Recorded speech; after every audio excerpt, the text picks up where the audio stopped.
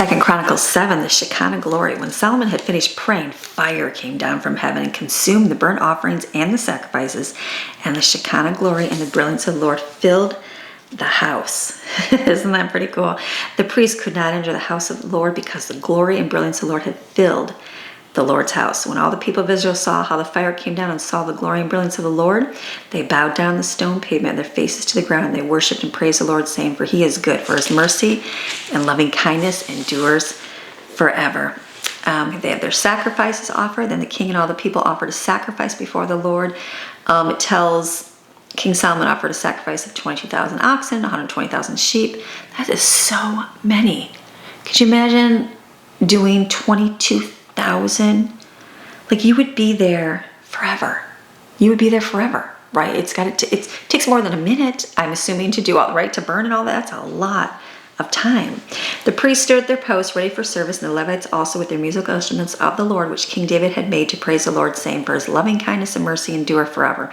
Whenever David offered praise through their ministry, the priests were opposite the Levites, blowing the trumpets, and all Israel was standing.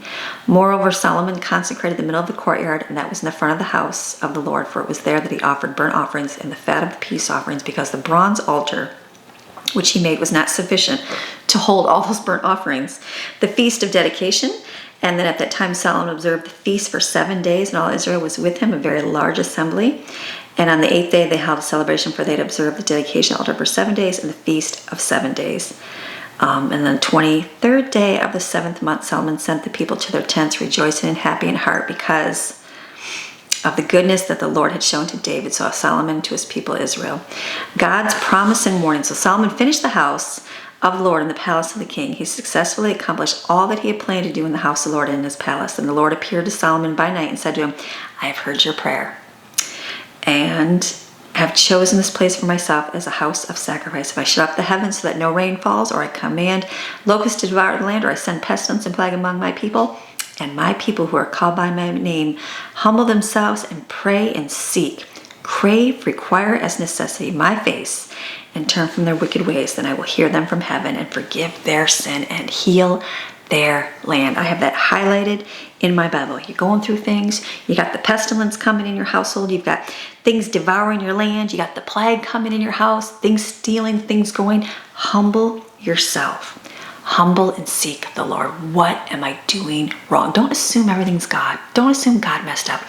Look inward. It's probably us. More than likely. Humble yourself to seek him. And it says, "And I will hear them." I love that. It's like my favorite thing, because he promises. All you gotta do is be humble. You just gotta be humble. Very simple. "Now my eyes will be open and my ears attentive to prayer offered in this place. For now I have chosen and sanctified and set apart for my purpose this house. And my name will be here forever. My eyes and my heart will be here perpetually. As for you, Solomon, if you will walk before me as your father David walked, and do everything that I have commanded you, and observe my statutes and my ordinances, then I will establish your royal throne, just as I covenanted with your father David, saying, you will not fail to have a man as ruler in Israel. But if you people turn away and abandon my statutes and my commandments, which I have set before you, and go and serve other gods, then I will uproot Israel from my land, which I have given them, and I will cast this house, which I have consecrated for my name, out of my sight, and will make it a proverb and an object of scorn among all nations.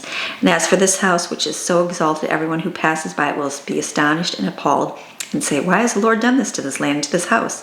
Then people will say, it's because they abandoned the Lord, the God of their fathers, who brought them out of the land of Egypt, and they adopted other gods, and they worshipped them and made them there. Therefore he has brought all this adversity and evil on them." Right? God's not, his blessing isn't tied to perfection. You don't need to be perfect in anything, but it's about humility, prayer, and turning back to him. That's it. Humility, prayer, and turning back to him. So, all right, I'll see you tomorrow. Bye.